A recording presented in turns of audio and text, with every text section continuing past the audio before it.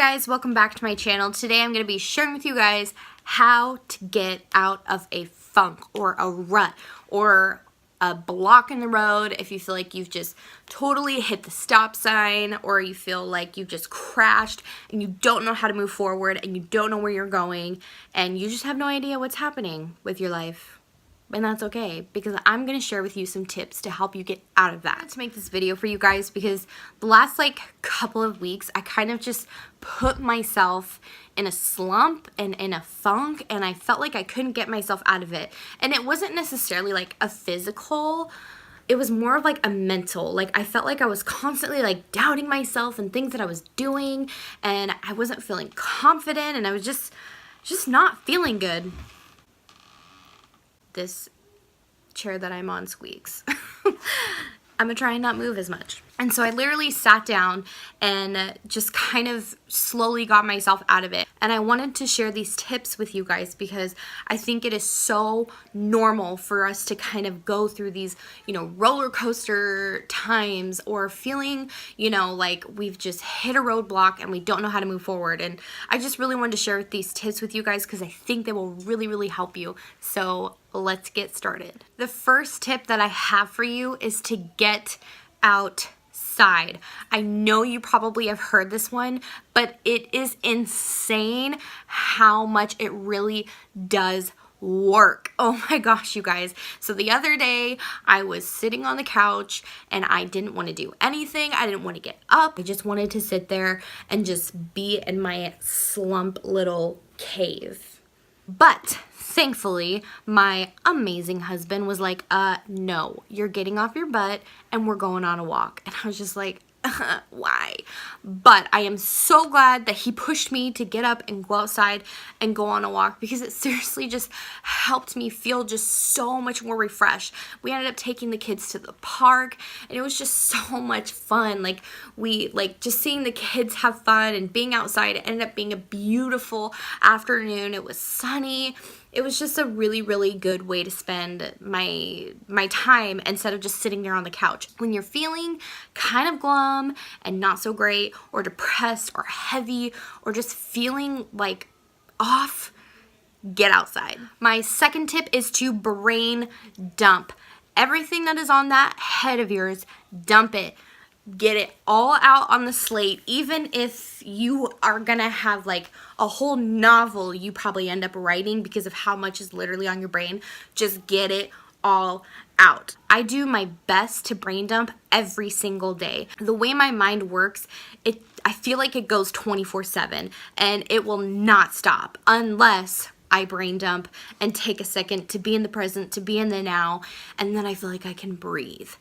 And so I feel like that's just how my mind works. And the best way for me to kind of unwind and slow down, to get rid of the anxiety, get rid of the unknowing and the frustration and the stress and the rut that I'm in, is just to brain dump. Get off everything that is on my mind, on my chest, on my back, and just literally writing it all down. And sometimes you will be so surprised. You will end up connecting things that you didn't even know that were bothering you, that weren't even from today. They were from years ago. You will be so surprised how much brain dumping will really, really help. Something that I think will really, really help you guys is to start your day with some quiet time. Now, I know I got some mamas on my channel, and I'm a mom myself, and this sometimes can seem so impossible to start my day with some quiet time, because sometimes it just doesn't happen. And I get that. I totally get that.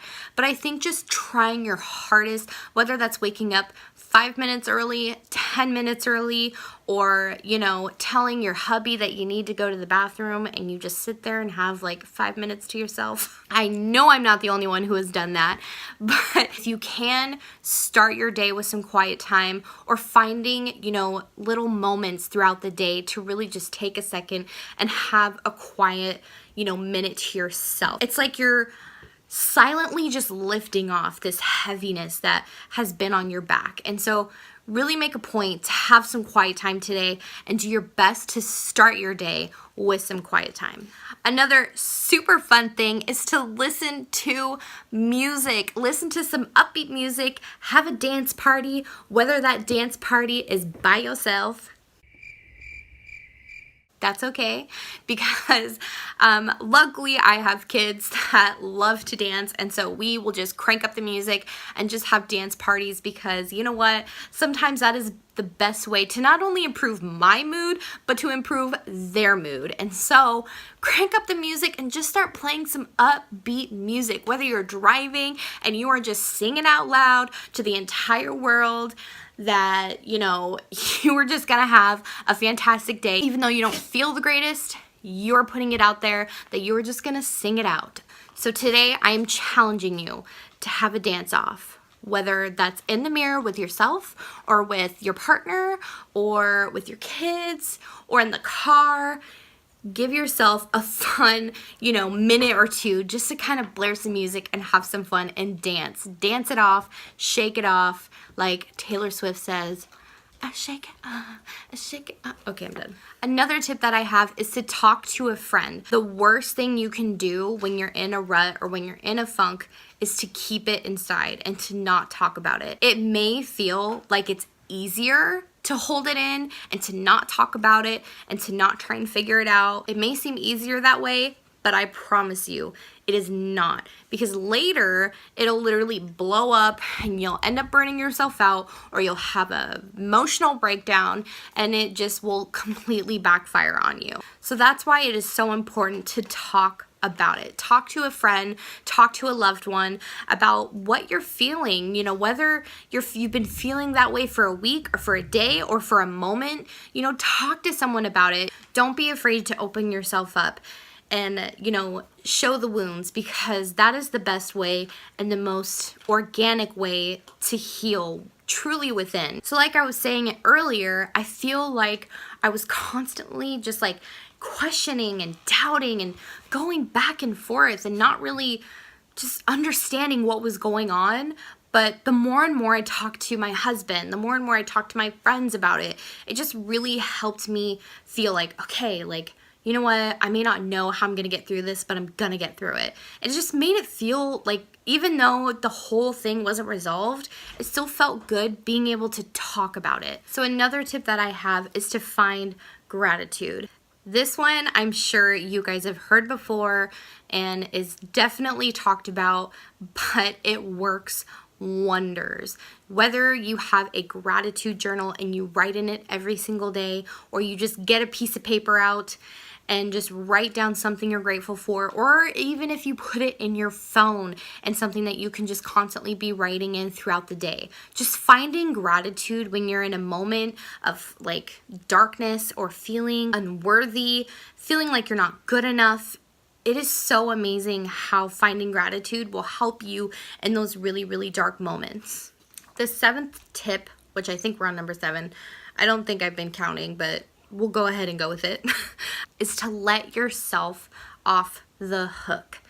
Some of you guys are like, wait, what? What does that even mean? So letting yourself off the hook and just accepting like, hey, it's okay that you're feeling this way. It's okay that, maybe you sat on your couch and watched Netflix for 8 hours of your day and ate two full bags of potato chips.